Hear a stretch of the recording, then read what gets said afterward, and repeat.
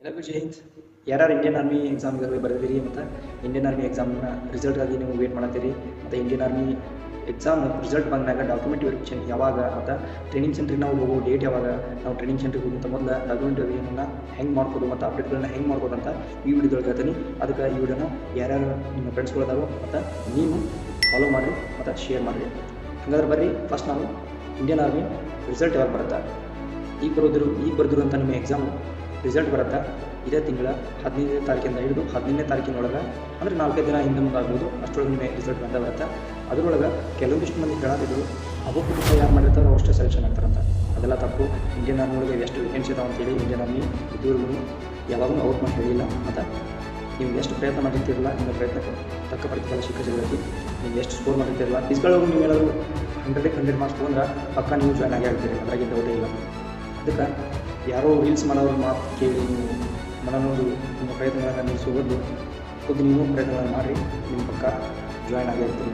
ಮತ್ತು ರಿಸಲ್ಟ್ ಬಂದಾಗ document verification ಯಾವಾಗ ಕಳಿಸ್ತಾರೋ ಅಂತ ಏನೋ ಡೌಟ್ ಇತ್ತು.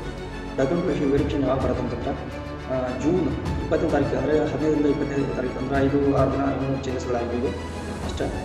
ಜೂನ್ 20 ಅಂತ ಹೇಳ್ಬೋದು. 20ನೇ ತಾರೀಕಿಗೆ ನಿಮ್ಮ ಡಾಕ್ಯುಮೆಂಟ್ ವೆರಿಫಿಕೇಷನ್ ಆಗಿರ್ತಾವೆ.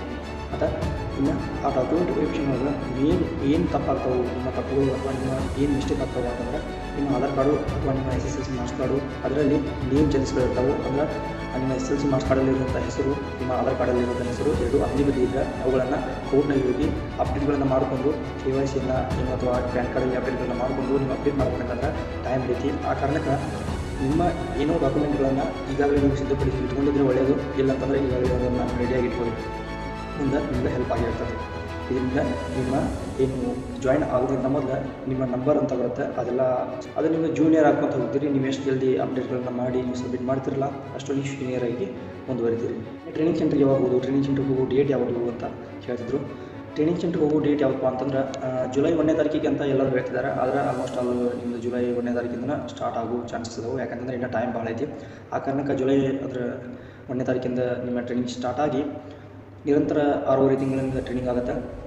ಇನ್ನು ಇದರೊಳಗೆ ಬರುವಂಥ ವೇಕೆನ್ಸಿಗಳು, ಇನ್ನು ಈ ಇಂಡಿಯನ್ ಆರ್ಮಿ ವೇಕೆನ್ಸಿ ಎಷ್ಟು ಇರ್ತಾವೆ ಅಂಥೇಳಿ ರೀಲ್ಸ್ ಒಳಗೆ ಎಲ್ಲರೂ ಹೇಳ್ತಿರ್ತಾರೆ, ಅಷ್ಟು ಅದಾವೆ, ಇಷ್ಟು ಅದಾವೆ, ಅಷ್ಟು ಸಾವಿರ ಅಂತೇಳಿ. ಅದೆಲ್ಲ ತಪ್ಪು. ನೀವು ಅಫಿಷಿಯಲಿ ಇಂಡಿಯನ್ ಆರ್ಮಿ ಇದ್ರೊಳಗೆ ವೆಬ್ಸೈಟ್ ಒಳಗೆ ಹೋಗಿ ಚೆಕ್ ಮಾಡಿ ನೋಡಿರಿ ಎಷ್ಟು ವೇಕೆನ್ಸಿ ಅದಾವೆ ಅಂತೇಳಿ ಅವ್ರು ಹೇಳೋದಿಲ್ಲ. ಯಾಕಂತಂದ್ರೆ ಅದು ಗುಟ್ಟಾಗಿ ಹೊರಟಿರ್ತಾರೆ.